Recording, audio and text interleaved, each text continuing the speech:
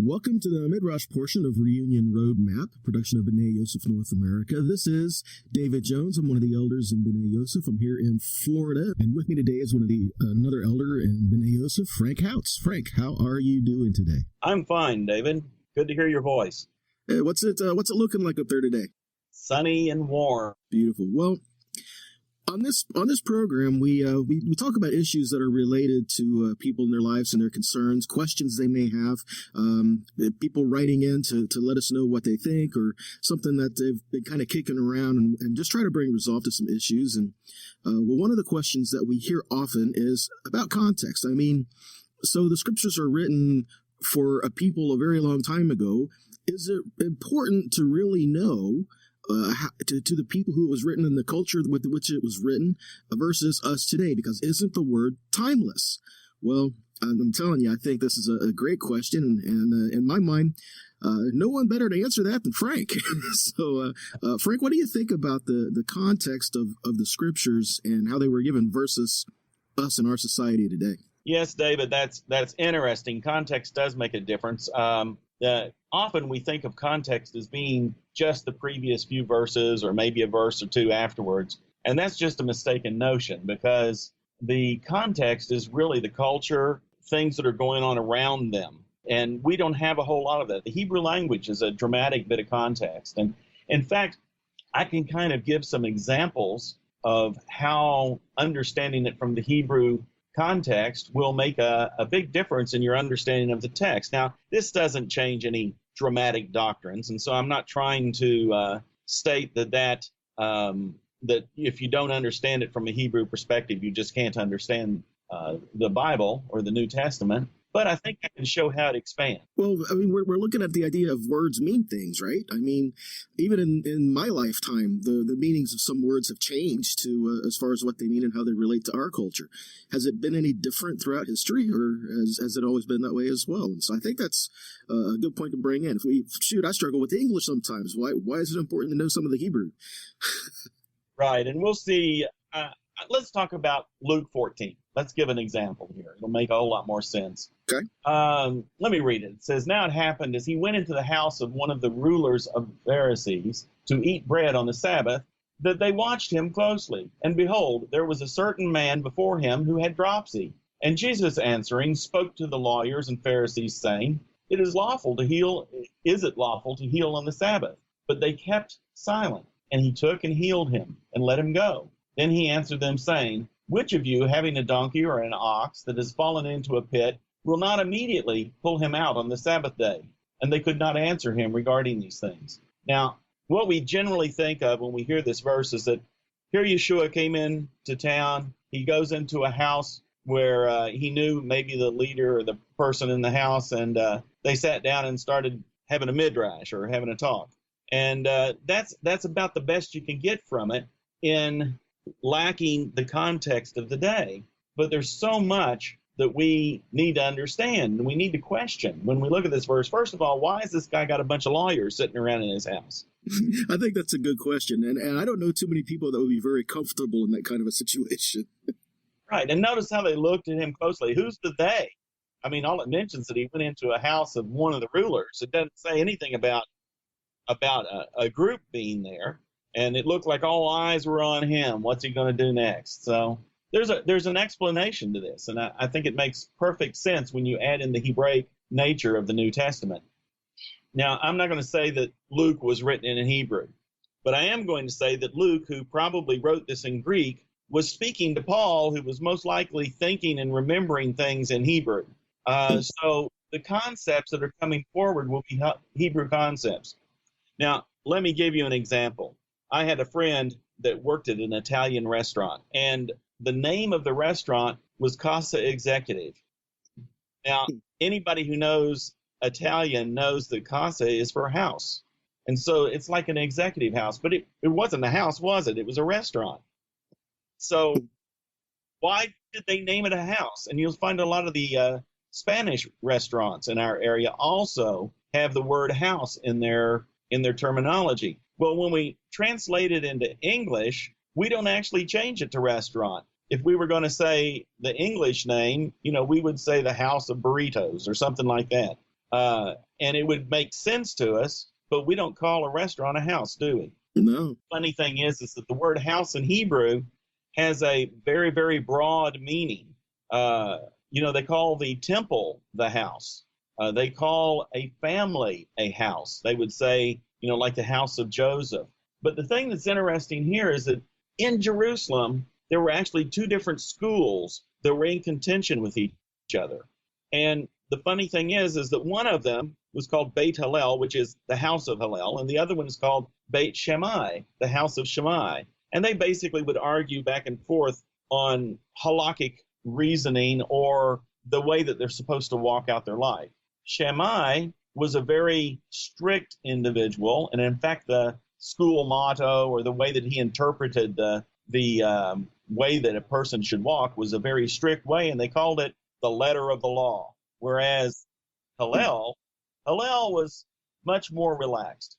He didn't believe that he should force so many things on people. And so Hillel referred to his school as teaching the spirit of the law.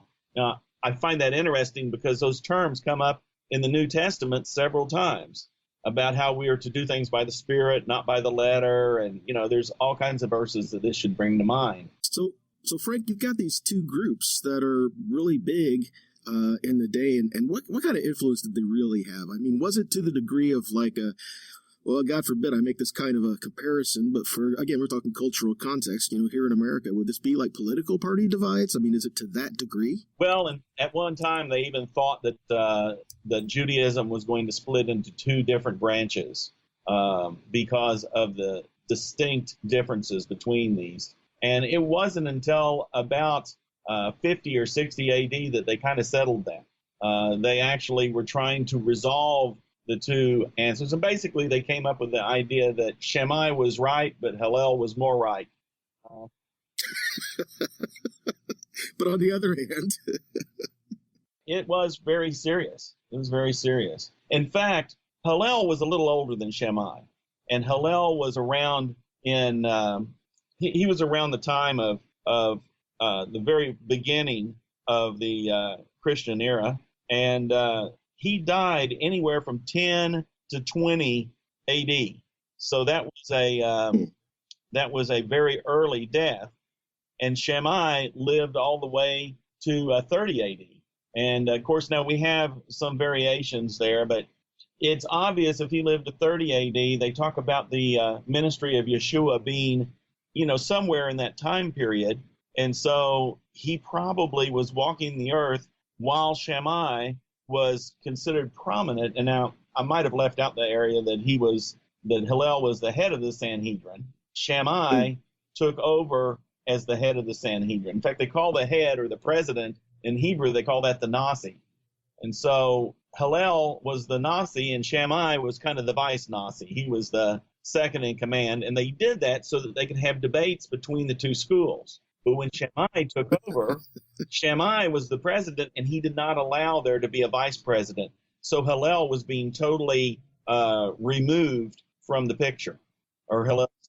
So that's how the debate was. I like the picture that you're showing. As you're talking, I'm actually seeing it kind of unfolding here. That's good. The funny thing is that it kind of sounds ridiculous for me to even be talking about these two schools.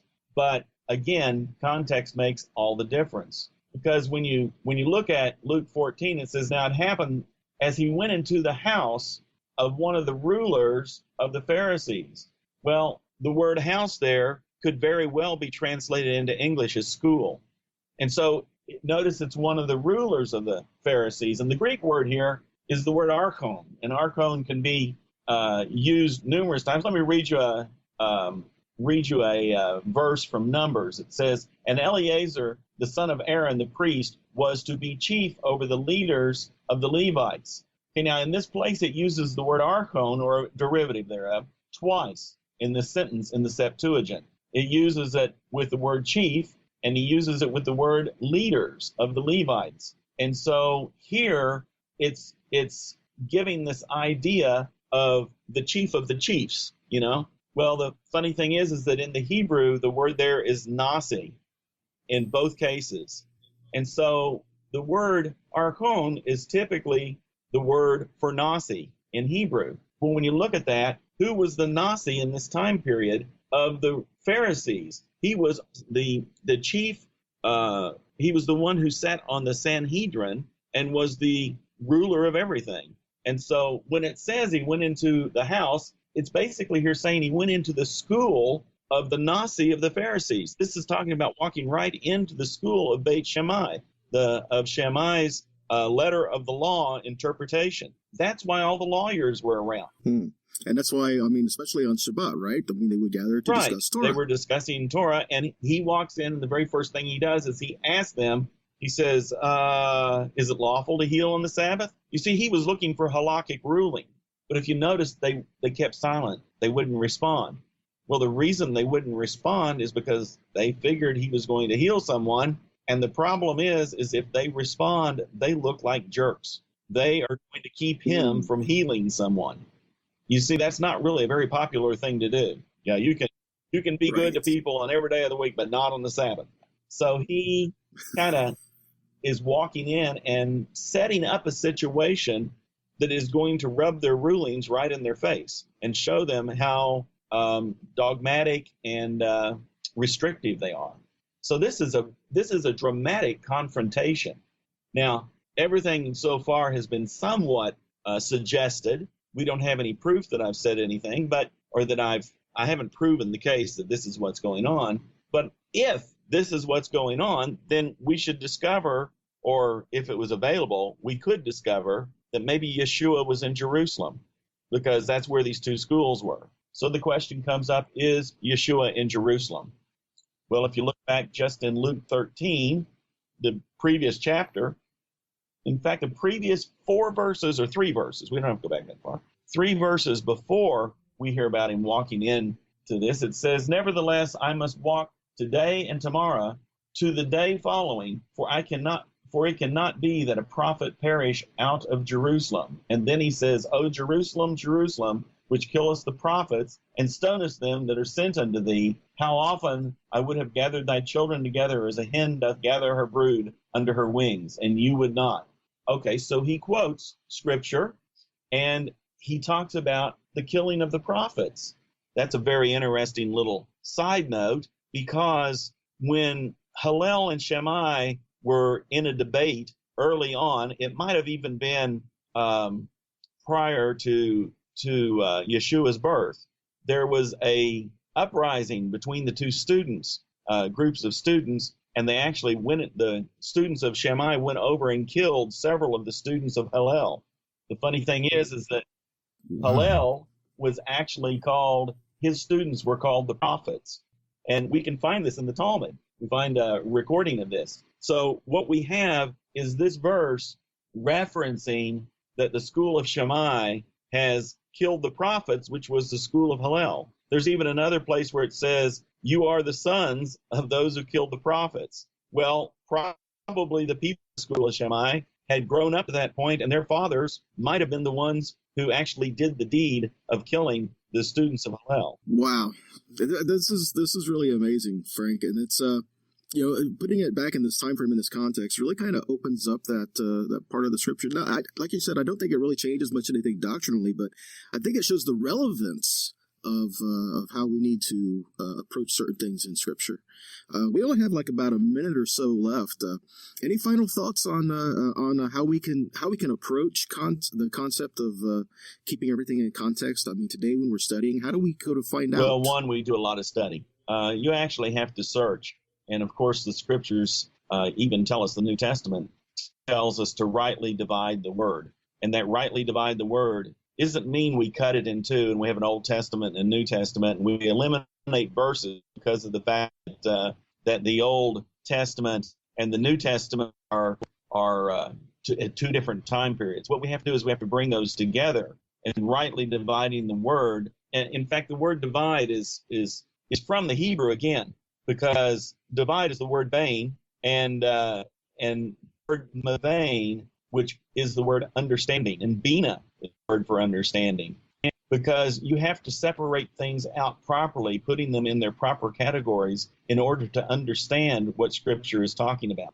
And so rightly dividing the word is what brings understanding to Scripture. It's rightly separating things out. I can tell you that putting a blank page in between the Old and New Testament is not rightly dividing the word. I would agree with you there, Frank. It's given to us for his people for all time. And well, on that, we will kind of wrap up this segment and say, we want to hear from you guys. We want to hear from you out there. What's on your mind? What questions do you have? What thoughts do you feel need to come out or to be talked about? Please let us know and email us and let us know what you're thinking and what we can do to help you in that. All right. So until next time, shalom. Shalom, David.